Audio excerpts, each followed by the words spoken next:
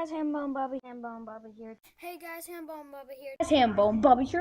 Hello everybody, Hambone Bubba. Hello everybody, Landon here. I go to the weapon so I can pick it up.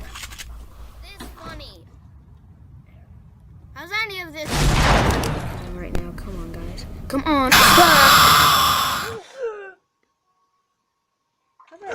Hey guys, Hambone Bubba here. And my Xbox 360 isn't turning on.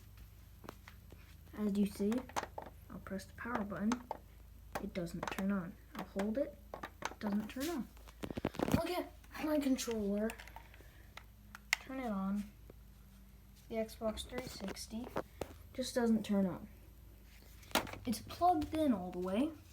I made sure. It's plugged into the power brick all the way. And it's plugged in. Well, it's plugged in all the way.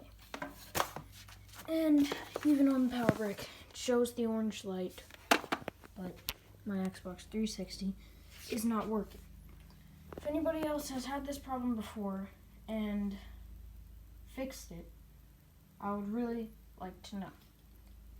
And, well, I'm not going to be making any videos until I get it to work again.